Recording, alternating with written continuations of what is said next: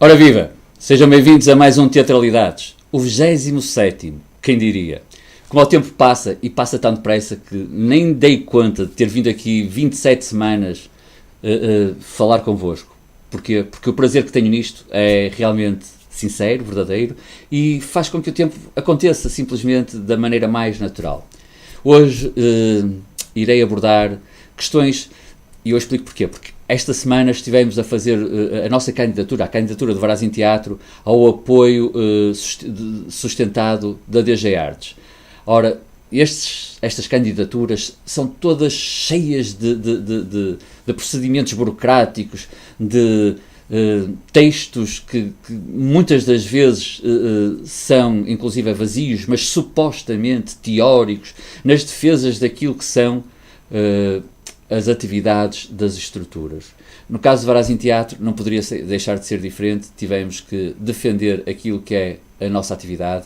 Ao fim de 21 anos de existência e de trabalho, no sentido de prestarmos um serviço público na Póvoa de Varzim, em relação à fruição e à disponibilização de produtos teatrais de qualidade cultural reconhecida, para formarmos e para podermos estar numa cidade, formarmos um público de teatro e para podermos estar numa cidade ativa, viva, porque uma cidade sem cultura, sem atividade cultural, é garantidamente uma cidade sem identidade e logo uma cidade morta, ou então, no mínimo, na melhor das hipóteses, meramente dormitório, onde as pessoas vão só para dormir e no dia seguinte irem trabalhar e toda a sua vida se passa fora desse espaço.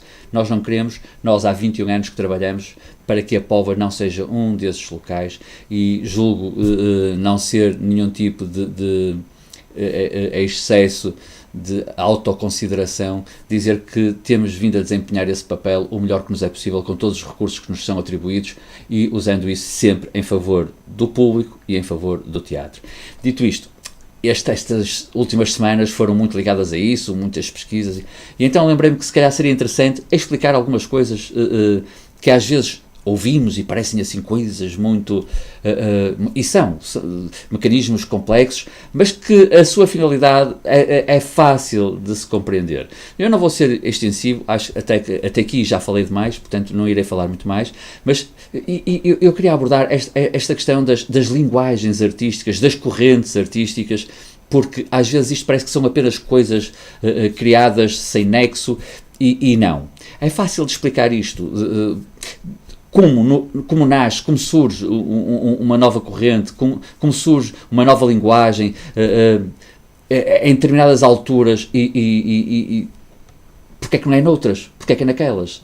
Seria a primeira pergunta a fazer. Porque é que só agora é que fizeram isto? Porque é que agora se lembraram de fazer isto? Então, normalmente o que acontece é que os problemas da sociedade e da humanidade, embora nós vivamos em ciclos históricos onde as coisas parecem se repetir, na verdade, é que a forma de olharmos para essas coisas se vai alterando ao longo do tempo. Ou seja, hoje uma guerra, hoje as vítimas de uma guerra não são vistas da mesma maneira que eram vistas há 100, 200, 300, 400, 500 anos atrás.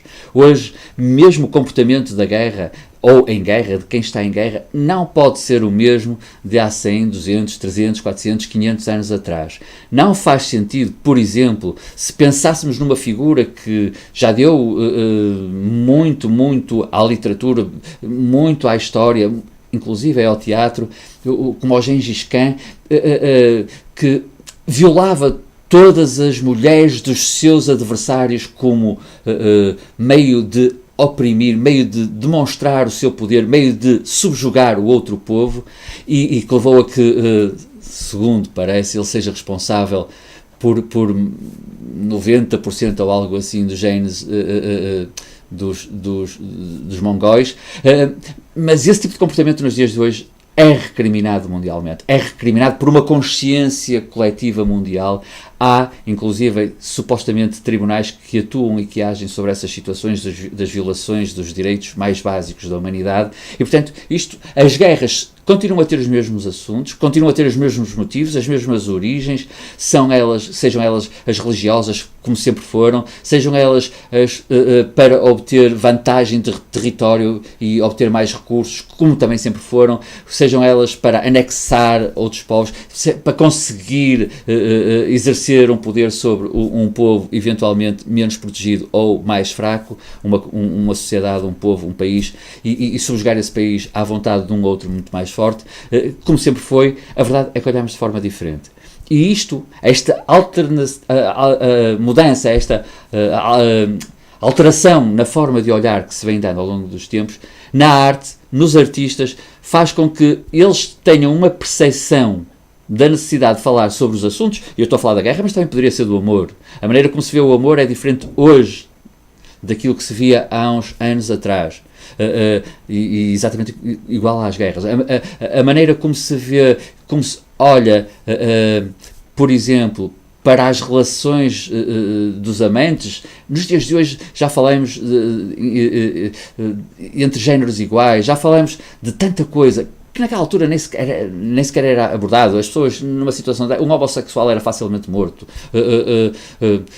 Hoje não é assim. Então, esta mudança que as sociedades têm na sua forma de olhar os assuntos é o que faz com que haja também algumas alterações e o surgimento das tais linguagens artísticas. Porquê? Porque é importante, em cada um dos tempos, encontrarmos a fórmula e a forma mais eficaz na comunicação. E se a arte é comunicar, e se a arte comunica e tem como base, como tema, grande parte das vezes, na maior parte das vezes, para não correr o risco de deixar de ser arte, o tema, são temas prementes do homem, do ser. Eu já disse, julgo que já terei dito aqui, para mim não há outro tema que não seja o homem enquanto humanidade. Tudo o resto é sempre do ponto de vista da humanidade, da relação do homem com o resto, e não faz sentido. O homem não fala da lua pela lua, o homem fala da lua pelo seu encanto e pela influência da lua na sua vida, por exemplo. E no teatro e nas artes, e a mim cabe-me falar essencialmente do teatro, estas coisas são também verdade. E então há necessidade de alterarmos a maneira de comunicar. Eu vou dar só apenas um exemplo.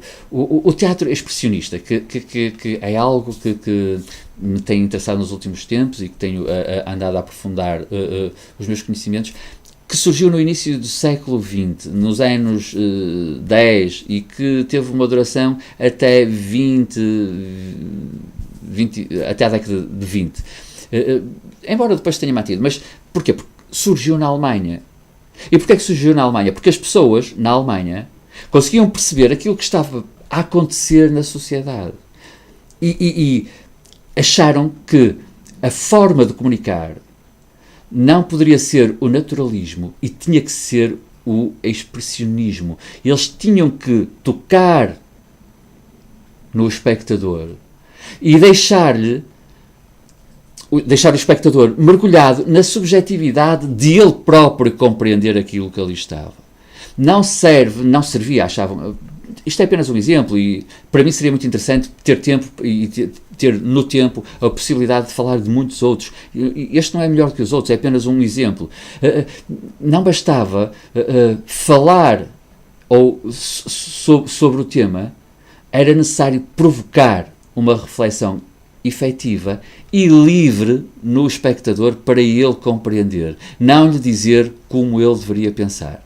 Isto é apenas um exemplo, e por isso o expressionismo teve uma curta duração, porque a seguir o nazismo na Alemanha chegou ao poder, e chegando ao poder, aquela forma de comunicar ao nazismo não lhe servia.